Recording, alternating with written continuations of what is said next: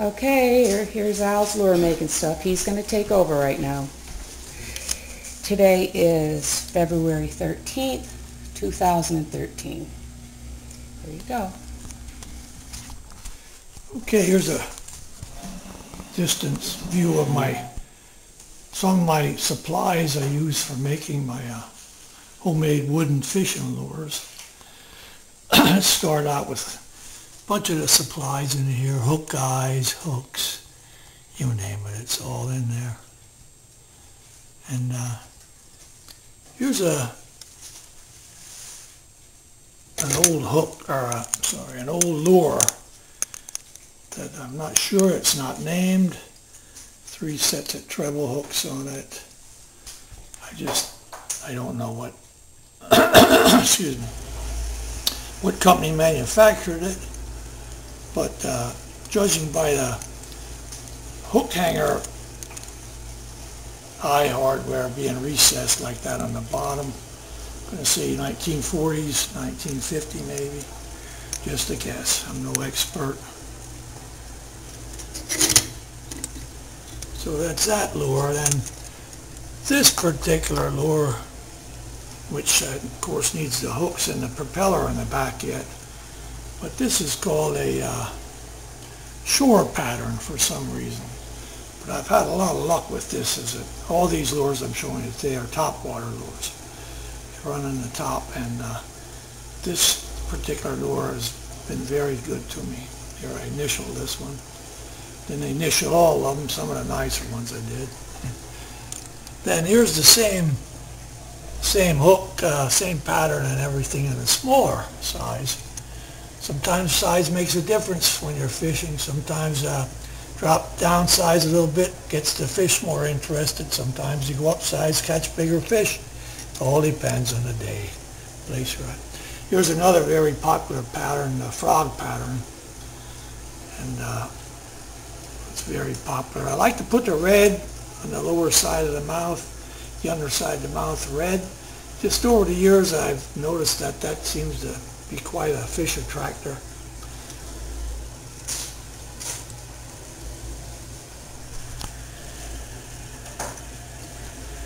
Okay, then here's another very popular pattern that I really liked over the years called clown. The red head on the white body. This is a little bit smaller, downsized a little bit. And then right aside of it I have an upsized one, maybe for lakes or a little bit bigger fish, largemouth. Most of my topwaters are geared for smallmouth bass, and some of the bigger ones would be just as well suited for largemouth bass. Here's an uncommon color, but sometimes very productive. I call it bubble gum, whatever you want to call it.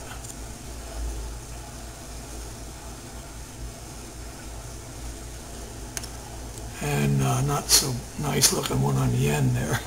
Okay, when I start my lure building, I might use a 2x4 or whatever, but anyway, what it comes down to, I wind up with a piece of wood about this size, square it up, and then I turn that piece of wood, which is usually poplar or pine or fir, a soft wood.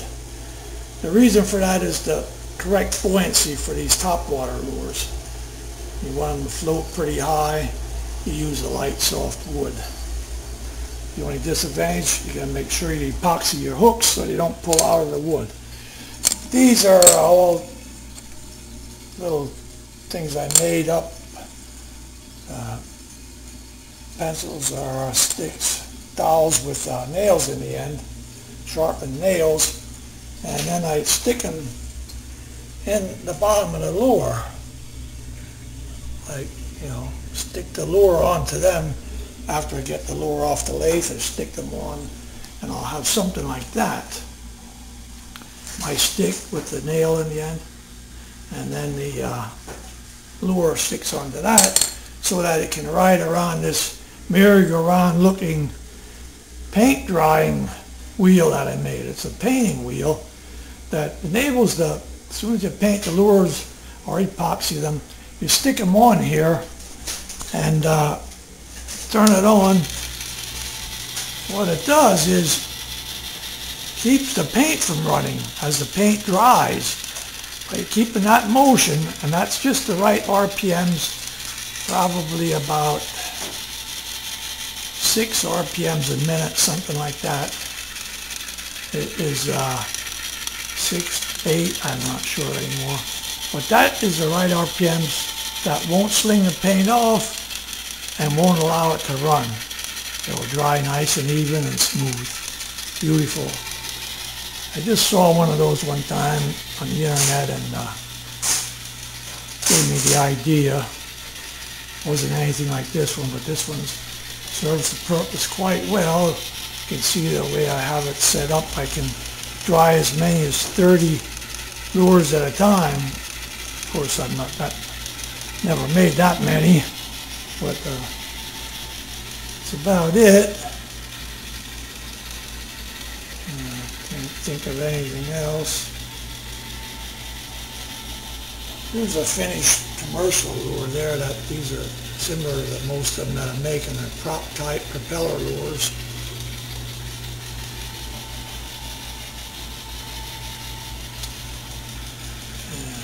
Okay.